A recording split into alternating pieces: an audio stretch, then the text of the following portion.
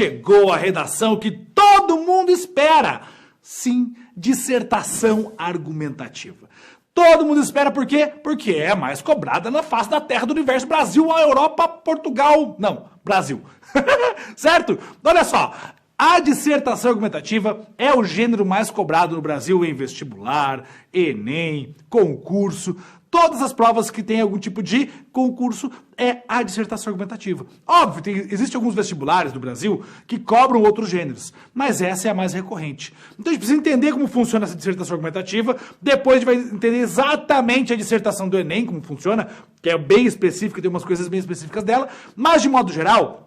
O que eu vou falar agora vale para qualquer dissertação argumentativa. E aí você precisa saber como faz isso, como constrói essa dissertação, porque senão você vai ficar perdidinho. E não é essa a intenção é deixar ela bem fácil, bem esmiuçadinha para você. Beleza? Não ligue para minha voz, hoje eu tô um pouquinho rouco, mas faz parte, muita aula, muita gravação, e aí acontece esse processo, além de estar frio aqui na minha cidade.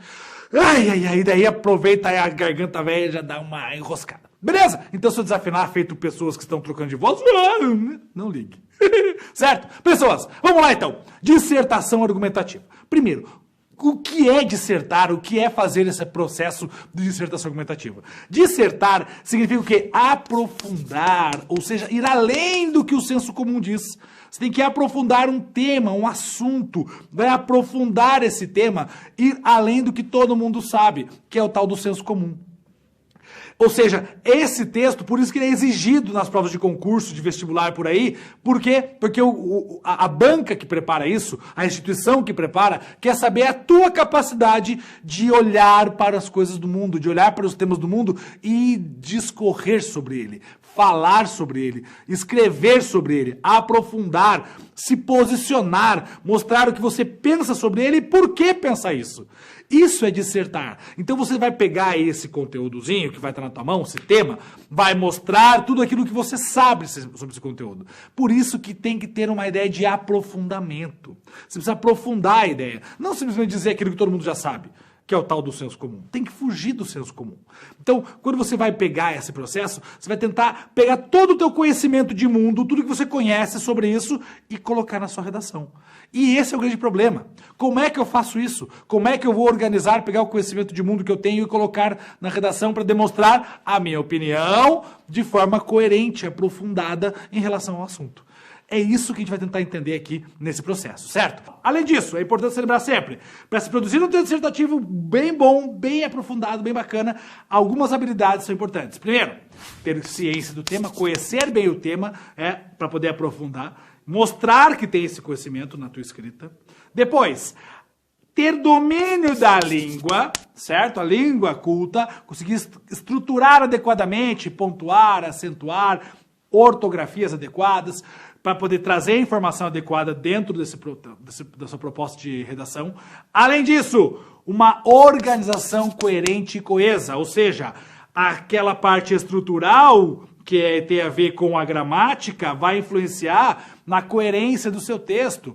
Então tem que ter um texto bem amarrado, com os conectivos bem utilizados, para que ele tenha uma lógica, uma coerência, e você possa, assim, deixar claro qual é a sua discussão, qual é o seu aprofundamento em relação a esse tema, certo? E, obviamente, trazer uma boa fundamentação para os argumentos. Lembrando que dissertação argumentativa, o foco central são os argumentos. Os argumentos são o coração da tua redação. Os bons argumentos deixam a tua redação bem bonita, bem organizada e vai ter uma boa nota certamente, certo? Então, a dissertação argumentativa é o tipo de dissertação mais comum em qualquer vestibular por aí. No Enem especificamente, certo?